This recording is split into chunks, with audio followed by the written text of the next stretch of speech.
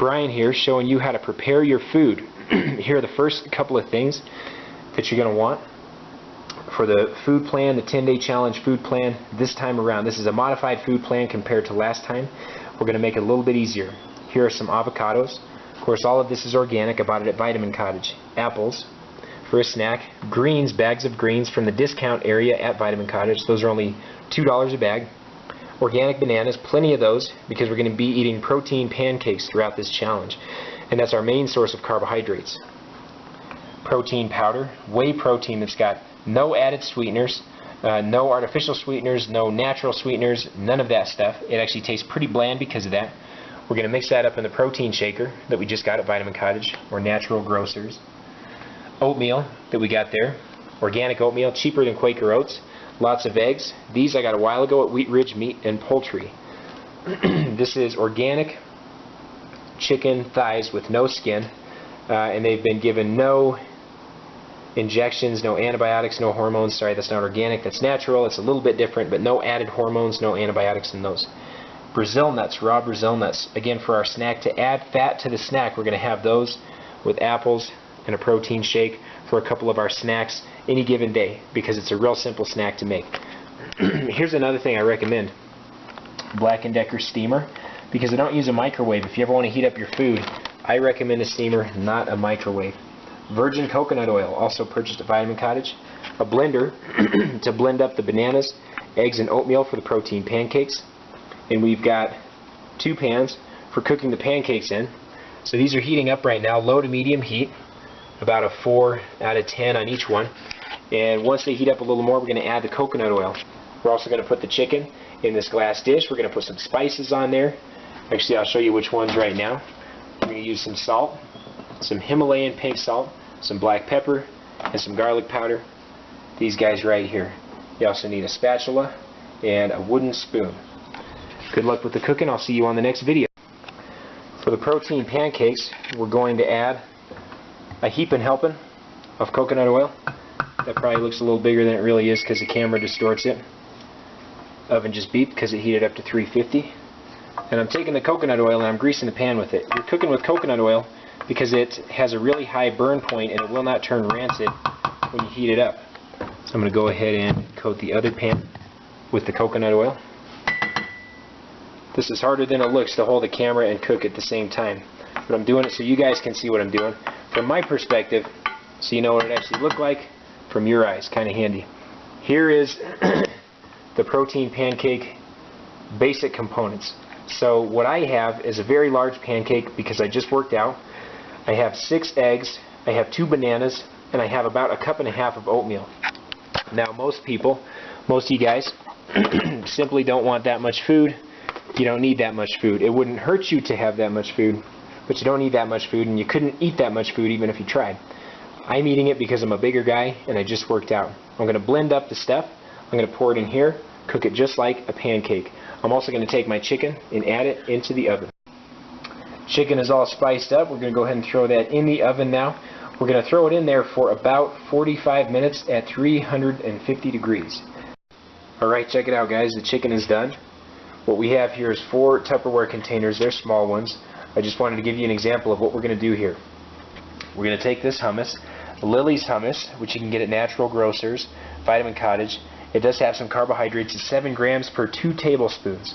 We're going to add 1 tablespoon of that per container right on top of the lettuce there.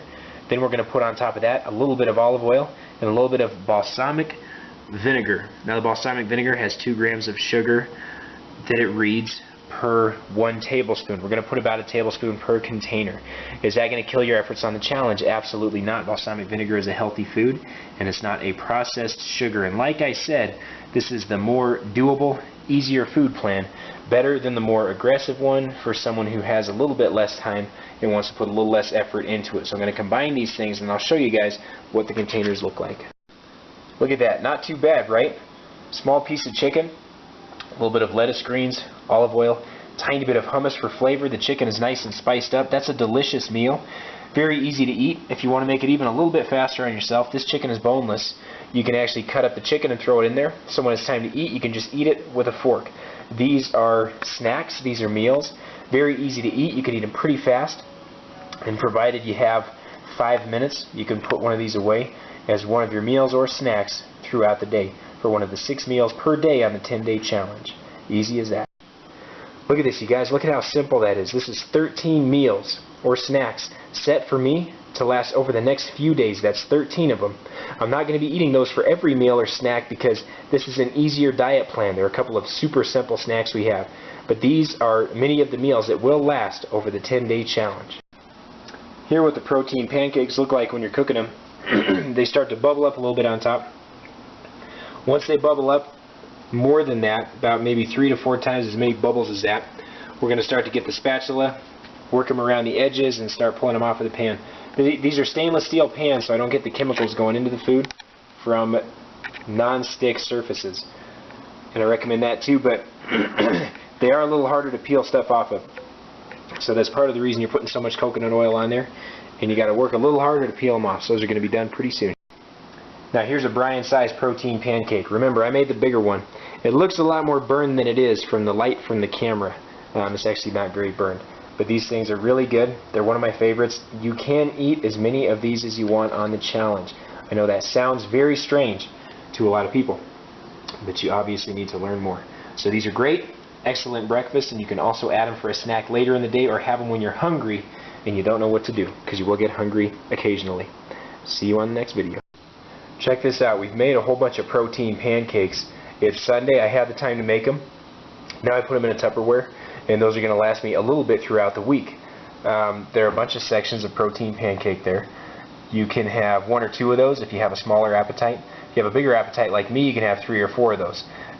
Don't worry so much about quantity. The big thing that you're concerned with is eating until you're not hungry anymore, so that you're not thinking about food all day and you're eating as much as your body desires. See you on the next video. Here's snack number 1, whey protein concentrate. This is a non-denatured whey that you can find at Vitamin Cottage, or Natural Grocers is the name now. You're going to take 1/3 of that, put it in this thing, and mix water in there and shake it up. It's got no flavor. It doesn't taste very good. With that, you're going to have an apple and 1 to 2 handfuls of raw almonds. Guess what? Again, I know that's kind of a lot of food. If you don't have time to consume all 3 of those, you can have any one of the 3 of those things. So you can do just a protein shake. You can do just an apple, even though it doesn't have protein. I understand, but remember, it's better than eating nothing, and we're doing what's best for you guys. It's better than you have done before, more than likely. Or the other option is just to have the 1 to 2 handfuls of almonds and go with that. Now this type of snack, which is the whole thing, or any one of those 3, you will not want to have any more than twice per day. Make sure you stick to the solid food as best you can, but here's an option that helps make things a little bit easier. And here we are with the last meal of the day, the snack. It's a simple avocado. All you're going to do is cut that thing in half, remove the seed, scoop out the middle, and eat the whole thing. I like to eat it without even using a spoon. I just put salt on it and squeeze the sides, and it comes out, and I kind of chew it that way. Makes it really simple. You can use a spoon if you like. I don't care. Just eat it. This is your last meal of the day. Again, not much protein, very healthy fat, very small amount of food right before you go to bed at night. Here are a few very simple snacks you can have. Almonds, 1 to 2 handfuls of these. That counts as one of your meals or snacks. Here's another one. Raw walnut halves, 1 to 2 handfuls, also counts as one of your snacks. Don't be afraid of how much you eat. Don't be afraid of the fat in the nuts. I know you don't believe me right off the bat, but I'm just telling you right now. Here's another example of something you can prepare very easily. All you need is a can opener. Is this the healthiest food? No. But it's very high in protein, and it's excellent for a snack, especially when you have not prepared your food. Now you have less excuses as to what to have for your snacks throughout the day. Now if you have the nuts, these guys over here, don't have more than 2 of your snacks on any given day as nuts. So once again, not more than 2 snacks of either one of these per day, because you don't want to eat too many snacks as nuts. You want real food and you want high protein food. But these make it just a little bit easier. Here are a few things that I strongly recommend while you're doing this challenge or anything else. Even when you're not on this challenge, these are excellent. This is, I'll move it back so you can see the label, Honey Garden's elderberry syrup. Now this does have some sugar in it, but I recommend using this as an immune system booster. If you start to feel a sniffle, if you start to feel your head hurt, or if you get really tired from all the training that you're doing, you need to take some extra elderberry syrup. It works incredibly well. It's 100% homeopathic. It works amazing.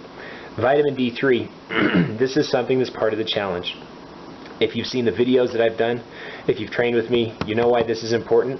Take this every day. It's actually on the challenge checklist. It'll keep your immune system stronger. And here's the last thing, Kick-Ass Immune from Wish Garden. This is at Vitamin Cottage.